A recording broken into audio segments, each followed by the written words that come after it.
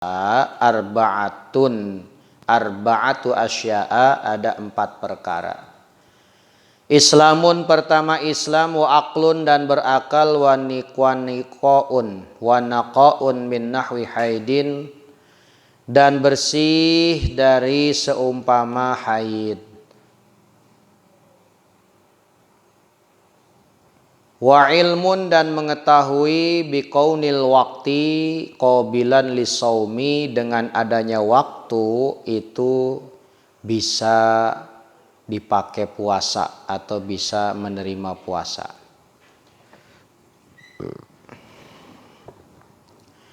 Para jamaah kaum muslimin wal muslimat rahimakumullah, kembali kita melanjutkan pengajian kita. Mudah-mudahan pengajian kita senantiasa mendapatkan ridho dari Allah Subhanahu wa taala. Amin ya rabbal alamin.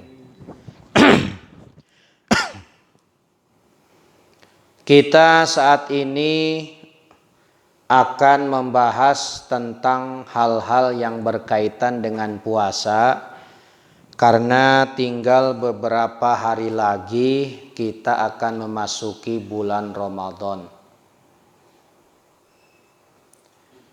Oleh karena itu, alangkah baiknya kita akan fokuskan untuk membahas seputar puasa. Faslun, ini satu pasal. Syurutu sihatihi, syarat-syarat sahnya puasa, arba'atu asya, 4 perkara. Jadi syarat sah puasa ada 4. Kalau 4 ini tidak ada dalam diri kita, berarti tidak sah puasanya. Ya. Yang pertama, Islamun, adalah orang yang beragama Islam. Tidak sah puasanya orang kafir, tidak sah puasanya orang murtad. Ya, jadi pokoknya orang yang bukan Islam itu tidak sah puasanya. Tidak sah, Pak. Makanya walaupun dia itu puasa, ya nggak sah. Makanya orang yang belum Islam jangan disuruh ibadah, tapi nasehatin biar dia dapat hidayah, biar baca syahadat dulu baru disuruh puasa. Ya. Makanya walaupun dia puasa 1 bulan full, Pak, misalkan nih ada orang ya, dia bukan Islam, puasa sebulan, nggak sah. Setahun bahkan nggak sah. Betapa mahalnya iman, Pak. Bahkan ini menjadi syarat sah seluruh ibadah. Ibadah apapun tidak diterima kalau bukan Islam. Ya. Udah pokoknya dolla sa'yuhum yaumal qiyamah. Sia-sia usaha mereka di hari kiamat. 0, tidak dapat apa-apa. Makanya orang Islam sedekah walaupun cuma 2.000, dan ini yang populer ya. Ya. Itu ada nilainya di sisi Allah. Ada pahalanya. Nah, sekarang ada orang bukan Islam, dia sedekah. Berapapun yang dia berikan, tidak ada sedikit pun pahala yang bisa dia dapatkan di akhirat kelak. Ya. Makanya orang-orang kafir itu serugi-ruginya orang. Artinya udah nggak ada kebaikan sama sekali. 0 di akhirat. Tidak ada sedikit pun yang bisa dia petik dari kebaikan. Walaupun menurut kebanyakan orang menilai itu perbuatan baik, tapi tidak berpahala. Makanya penting kita untuk menjaga iman dan Islam, Pak. Masya Allah. Orang kalau sudah punya KTP, kalau sudah punya kartu Islam, agama Islam, sekecil apapun, famay ya'mal mithqala dzarratin khairan yarah. Sekecil apapun perbuatan baik yang dia lakukan, pasti bakal melihat balasannya bagi orang yang beragama Islam. Bapak Quran dilihat doang, kagak dibaca. Karena ada Islamnya, jadi berpahala. Ada orang bukan Islam, bahkan dia mencetak, dibagikan ke masjid-masjid, 0, nggak ada pahalanya, Pak. Masya Allah ya. Wa aqlun dan berakal. Bagaimana kalau ada orang gila puasa kagak sah? Atau anak kecil yang belum tamyiz. Kata ulama tamyiz itu anak sekitar umur 7 tahunan. Itu namanya tamyiz. Makanya kalau anak belum tamyiz, belum ngerti, ya, belum ngerti, belum bisa makan sendiri, andaikan makan sendiri juga berantakan. Yang masuk ke mulut sama yang kebuang ke tanah, banyakan yang kebuang ke tanah, Pak. Ya. Cebok belum bisa sendiri. Minum banyak yang bisa sendiri, cuman pakai apa? Pakai sedotan. Minum sendiri neplok kebuka. Ya. Artinya belum bisa, Pak. Itu namanya belum tamyiz. Makanya kalau ada orang tua, bapak-bapak makan berantakan, ya itu berarti belum tamyiz itu. Itulah ya. Jadi belum tamyiz. Anak kecil yang sudah tamyiz sah saja puasanya. Tapi kalau belum tamyiz belum sah. Dilatih nggak ada masalah. Kita punya anak nih baru umur 3 tahun, 4 tahun kita latih. Ya, dari subuh sampai nasi mateng. Ya. Jam berapa nasi mateng kira-kira? Ya, jam 7, jam 8 dia baru makan. Itu latihan dulu tuh. Bapaknya ikut-ikutan latihan. Ya. Ya. Itulah ya. Jadi ini artinya kalau orang gila percuma puasa juga, enggak sah. Makanya bersyukur kita kepada Allah punya akal yang sehat. Ya. Kalau nggak punya akal, aduh, na'udzubillah, udah nggak ada harga diri kita. Wa naqaun min nahwi haidin, dan bersih dari haid, dari seumpama haid. Makanya perempuan yang sedang nipas kagak sah puasanya. Lagi haid kagak sah puasanya. Melahirkan walaupun berupa darah kempel atau daging kempel tetap tidak sah. Bahkan haram, bukan hanya sekedar tidak sah. Orang gila puasa kagak dosa, kagak wajib. Dia mah nggak ada hukum, bebas orang gila mah, Pak. Orang gila mau puasa mau enggak terserah dia tuh, gak usah diatur-atur dia mah udah. Ada orang gila nanya ke bapak, saya besok puasa nggak? Terserah lu, gitu aja udah. Ya, jadi ya, lagi orang gila jarang nanya puasa apa enggak ya. Malah nggak peduli orang gila mah. Orang gila tuh nggak pernah peduli puasa apa enggak. Orang gila mah begitu, Pak. Ya, weh Ramadan bentar lagi, bodoh amat. Nah itu, ya. Itulah ya. Jadi kalau orang yang haid mah haram malah, Pak. Bukan sekedar nggak sah tapi haram. Ada perempuan haid, nipas, nggak melaksanakan puasa, nggak makan, nggak minum, niatnya niat puasa, dosa. Ya, dosa. Bukan berarti wajib makan. Nggak ada masalah. Misalkan ibu-ibu lagi haid kemudian dia nggak makan, ngormatin anaknya yang baru belajar puasa, ikut sahur, bahkan si ibu itu bukan sahur lah, namanya ikut makan bareng sama suami sama anaknya. Habis itu dia nggak makan lagi, makan nanti maghrib. Dosa apa enggak? Enggak, asal jangan niat puasa, nggak ada masalah. Bahkan kalaupun nggak puasa, sunnah untuk menutupi diri di kamar makannya, Pak, ya Bu ya.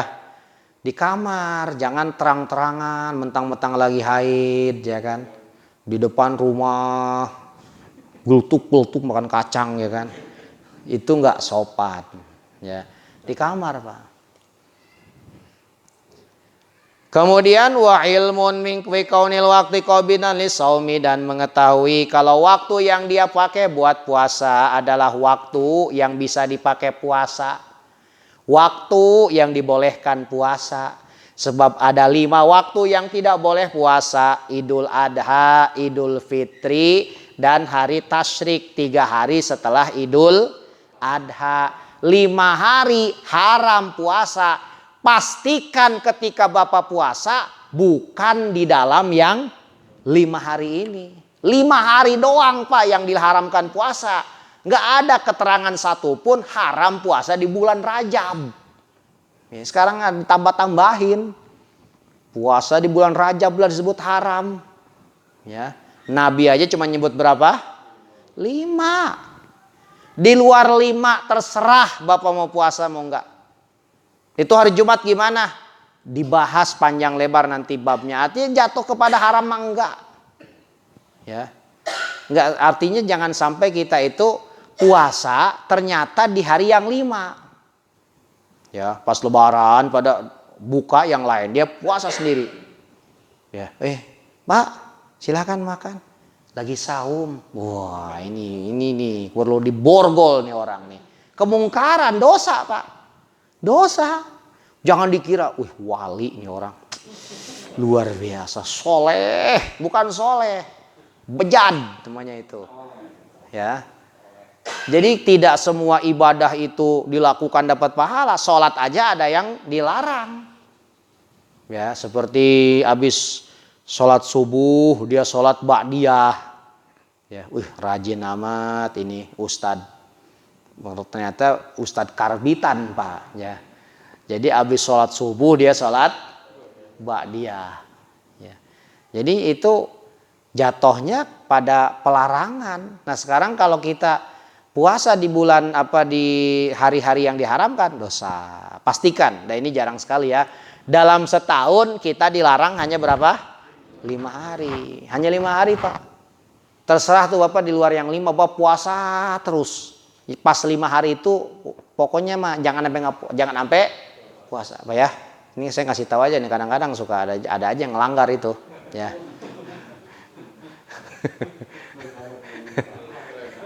Ya, ada aja kadang-kadang.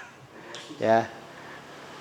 Lah boro-boro lebaran. Ramadan aja ada yang udah lebaran dulu. Ya, Ramadan baru 2 hari udah lebaran dia. Faslun, ini satu pasal. Syurutu wujubihi khamsatu asya'a. Syarat-syarat wajib puasa ada 5 perkara. Ini sekarang yang akan kita bahas wajib puasa.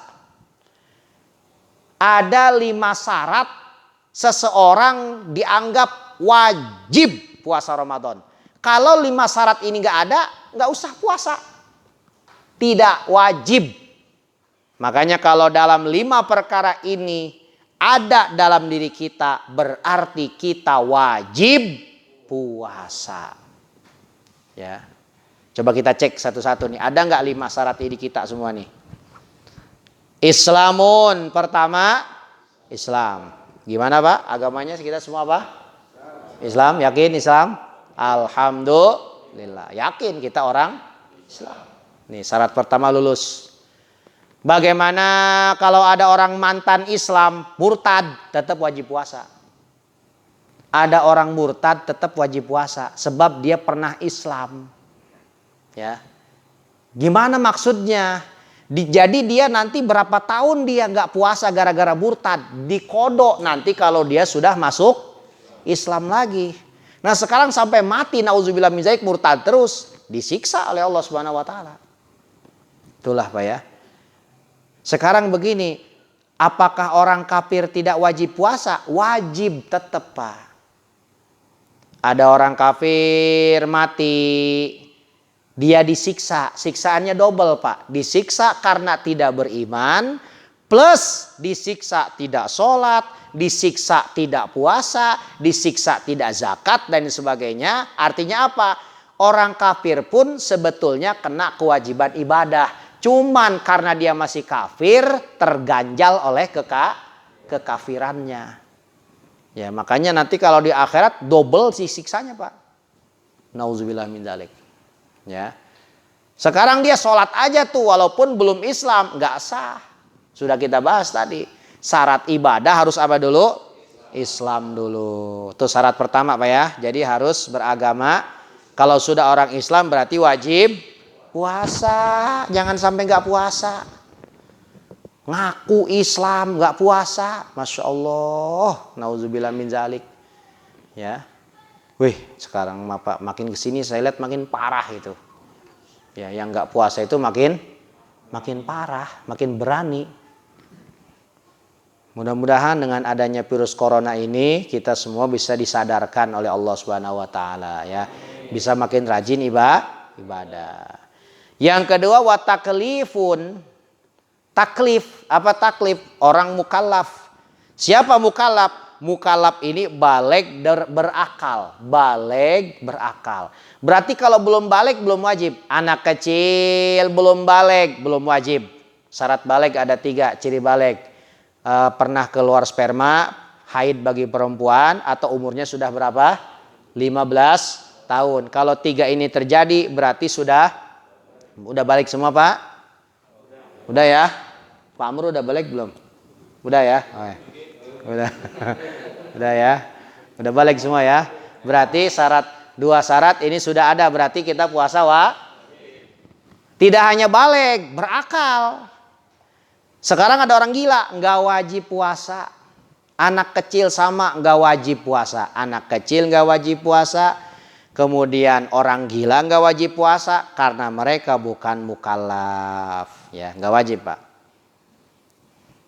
Sekarang orang gila wajib qada apa enggak? Kalau gilanya karena natural, tidak disengaja, asli gila Pak, itu nggak wajib qada. Nggak wajib qada Pak. Enak nggak? Enak gak? Ya. Jadi orang gila nih, ada orang gila sembuh, jangan disuruh qada. Datang, Pak, saya gila 5 tahun, sekarang udah sembuh, qada jangan. Udah nggak usah qada, alhamdulillah kata dia kan. Alhamdulillah sudah sembuh. Nah sekarang yang waras, kagak puasa, wajib qada nggak? Wajib, karena masih punya akal. Ya. Kemudian wa itaqatun, kuat puasa. Bagaimana kalau nggak kuat? Kuat ini ada 2 Pak. Ada kuat secara fisik, ada kuat secara syar'i. Kuat secara fisik, masih muda, tidak sedang sakit, itu kuat secara fisik. Lagi di rumah, ya nanti di rumah beda lagi Pak. Artinya kuat secara fisik, masih muda, sedang tidak sakit, wajib puasa. Sekarang sudah tua, udah nggak kuat puasa, tidak wajib puasa. Makanya orang tua yang sudah lemah, nggak kuat puasa, jangan sedih. Jangan sedih. Saya pernah Pak ke silaturahim, ada nenek-nenek Pak, jadi jalan aja udah nggak kuat. Pakai roda, kursi roda. Itu setiap hari nangis pengen puasa, bilang sama anaknya. Padahal boro-boro puasa, napas aja susah. Akhirnya dinasehatin. Ditanya kenapa pengen puasa, takut gak sempurna. Ibadahnya takut gak. Jadi begini, soal sempurna itu bukan masalah ibadah yang kita lakukan. Kemampuan kita sampai mana, itulah kesempurnaannya.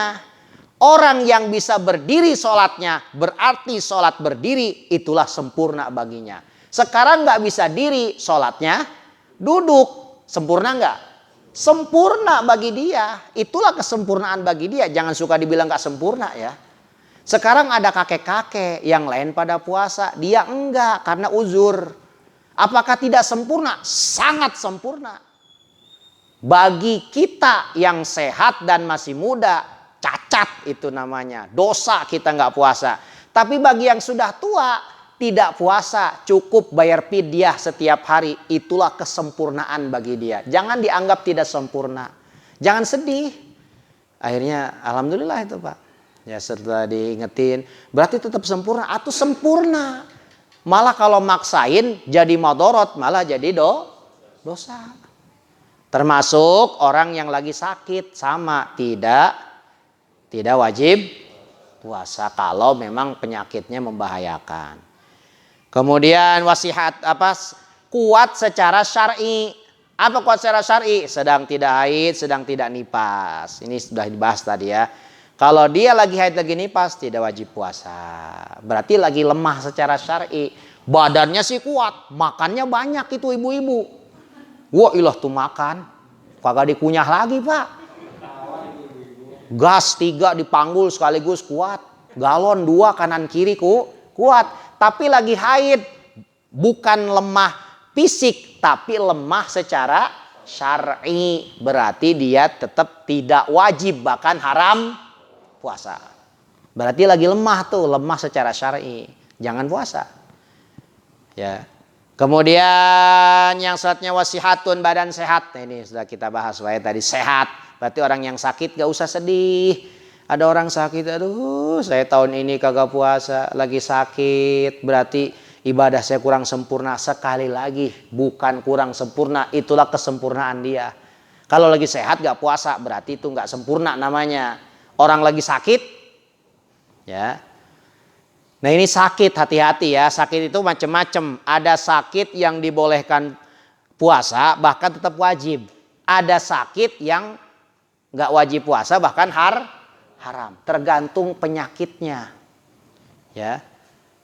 Jadi kalau ada orang sakit Pak nih, kalau dia dipakai puasa, itu sakitnya makin parah.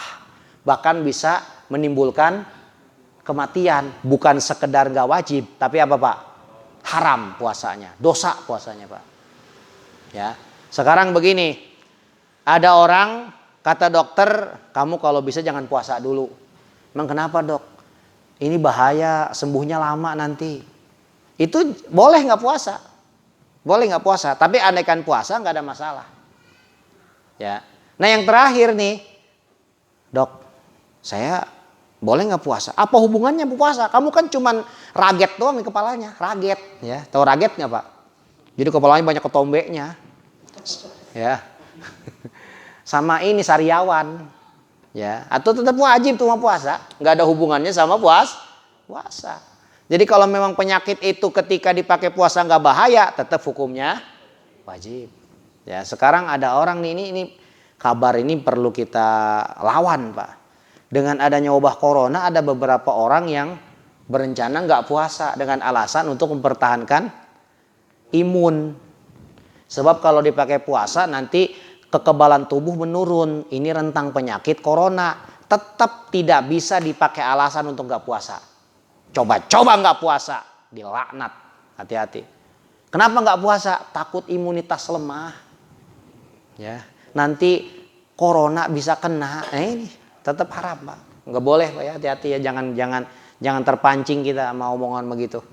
Ya. Kan sekarang kalau memang kita ingin mempertahankan imunitas kan sudah banyak caranya. Bisa Bapak ketika sahur makan makanan yang bervitamin. Misalkan minum vitamin B kompleks 1 botol diminum, ya kan. Ya. Apa enggak bebusah tuh mulut, ya kan. Artinya banyak cara lah. Atau kalau ya udah jangan kemana-mana kalau begitu berarti.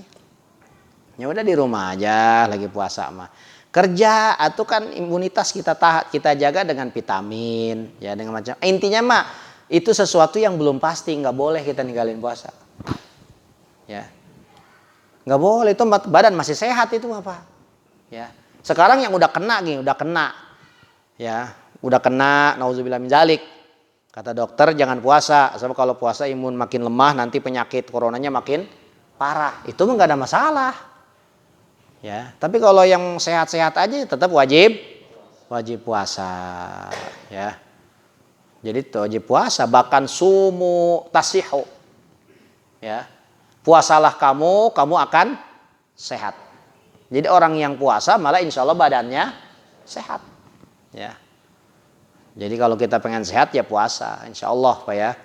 Kemudian yang selanjutnya wa iqamatun, dan menetap. Artinya orangnya sedang tidak dalam bepergian, lagi di rumah.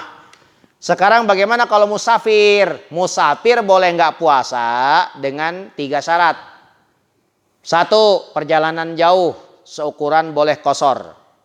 2, perjalanannya dalam rangka bukan maksiat, ya, bukan perjalanan maksiat. Yang ketiga, perjalanannya itu harus dilakukan sebelum terbit fajar atau sebelum subuh. Makanya kata Syekh Nawawi, falau nawa lailan summa safara wa syakka asafara qoblal fajri au ba'dahu lam yuftir, kata Syekh Nawawi.